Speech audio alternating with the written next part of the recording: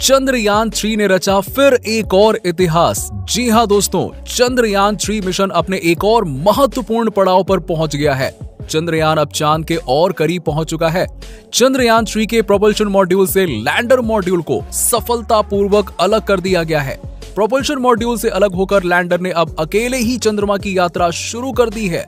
इससे पहले चंद्रयान को चंद्रमा की 153 बाय 163 किलोमीटर की कक्षा में स्थापित कर दिया गया था। इसी के साथ ही चंद्रमा की सीमा में प्रवेश की प्रक्रिया पूरी हो गई थी।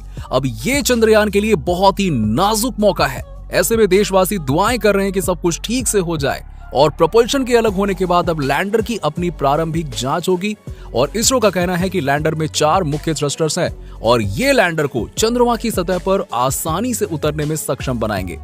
चलिए अब बात करते हैं कि क्या है प्रोपल्शन। तो दोस्तों आपको बता दें, आसान भाषा में समझें तो चंद्रयान-3 मुख्यतः 3 हिस्सों में बटा हुआ है। प्रोपल्शन मॉड्यूल, विक्रम लैंडर और रोवर। तीनों का ही अलग अलग रोल है।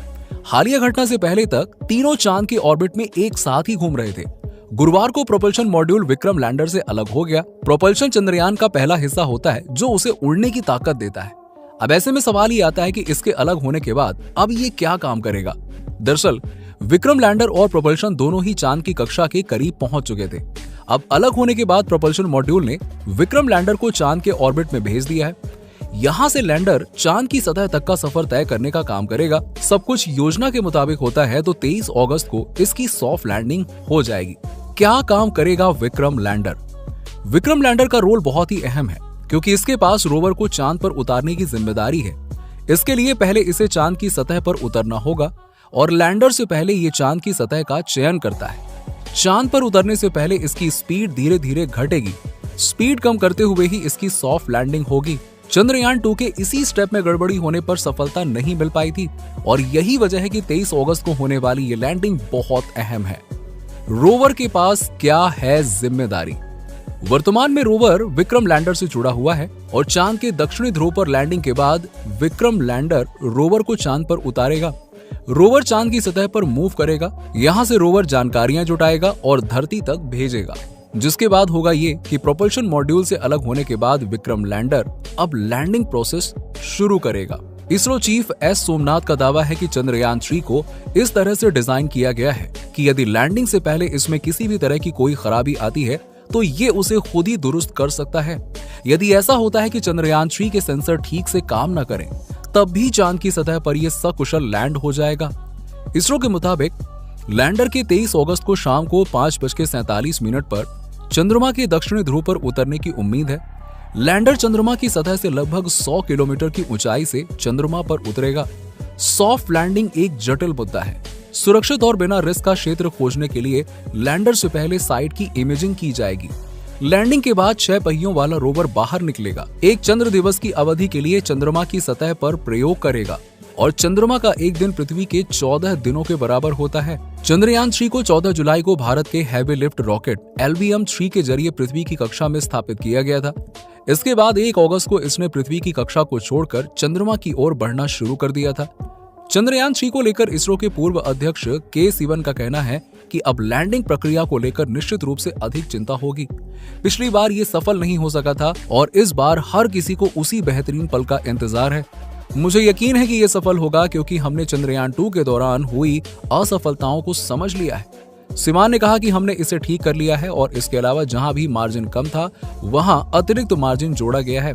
इस बार हमें उम्मीद है कि मिशन सफल होगा और हमें इस पर पूरा भरोसा है। साथ ही दोस्तों आपको बता दें, विक्रम लैंडर अब चांद से सिर्फ 25 किलोमीटर की दूरी पर है। चंद्रयान-3 के विक्रम लैंडर ने 17 अगस्त 2023 को प्रोपल्शन मॉड्यूल को छोड़ दिया था और खुद आगे चल रहा था। दूसरा रास्ता पकड़ लिया था। इसी रास्ते से वो चांद के और नजदीक पहुंच गया है। 18 अगस्त की दोपहर से पहले विक्रम लैंडर और propulsion module 153 kilometre bye 163 kilometre की ऑर्बिट में थे, लेकिन करीबन 4 बजे दोनों के रास्ते बदल गए। इसके बाद Vikram lander 113 kilometre bye 157 kilometre की ऑर्बिट में आ गया। तब इसकी दूरी चांद की जमीन से सिर्फ 113 किलोमीटर बची थी। यानी विक्रम 113 किलोमीटर वाले पेरिल्यून और 157 किलोमीटर वाले एपोल्यून में था। पेरिल्यून यानी चांद की सतह से सबसे कम दूरी, एपोल्यून यानी चांद की सतह से सबसे ज्यादा दूरी। चंद्रयान 3 बताए गए किसी भी गोलाकार ऑर्बिट में नहीं घूमा, ना ही प्रोपल्शन मॉड्यूल, ना ही विक्रम लैंडर, सब लगभग गोलाकार ऑर्बिट में थे। 3 से 6 महीने नहीं, कई सालों तक काम करेगा प्रोपल्शन मॉड्यूल। इसरो के पूर्व वैज्ञानिक विनोद कुमार श्रीवास्तव ने बताया कि जब चंद्रयान 3 की लॉन्चिंग हुई थी तब प्रोपल्शन मॉड्यूल में 1696.4 किलोग्राम फ्यूल था। इसके बाद प्रोपल्शन मॉड्यूल के सहारे ही पृथ्वी के चारों तरफ 5 बार ऑर्बिट बदली गई, 6 बार इंजन ऑन किया गया।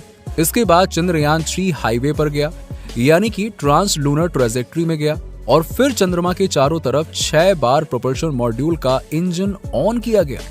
कुल मिलाकर 1546 किलोग्राम फ्यूल खत्म हो गया है। अब 150 किलोग्राम फ्यूल बचा हुआ है, यानी कि ये केवल 3 से 6 महीने नहीं बल्कि कई वर्षों तक काम कर सकता है।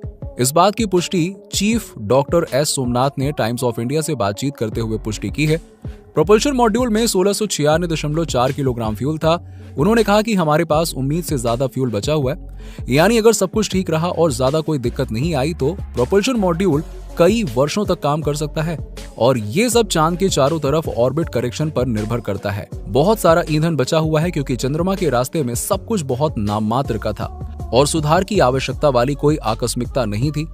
हमारे पास लगभग सारा मार्जिन बचा हुआ है जो कि लगभग 150 प्लस किलोग्राम है।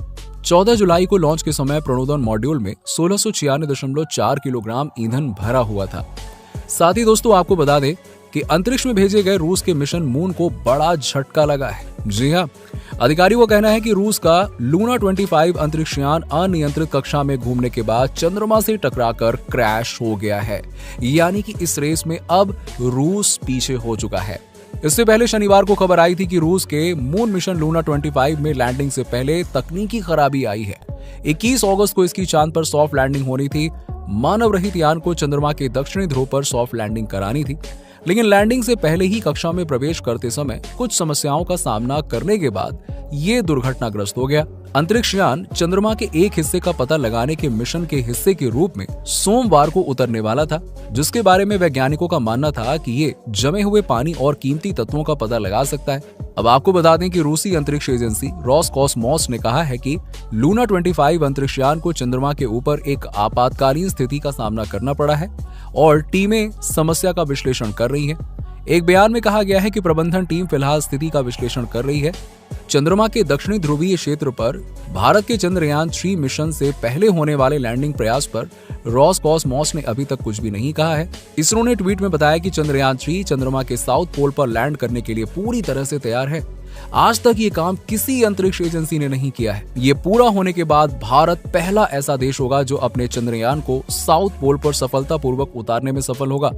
तो दोस्तों, अगर आप भी चंद्रयान 3 की सफल लैंडिंग देखने के लिए एक्साइटेड हैं तो हमें कमेंट सेक्शन में कमेंट करके जरूर बताइए, और साथ ही इसी तरह की इंटरेस्टिंग वीडियोस के लिए चैनल को सब्सक्राइब करना बिल्कुल ना भूलें। मिलते हैं आपसे अगले वीडियो में।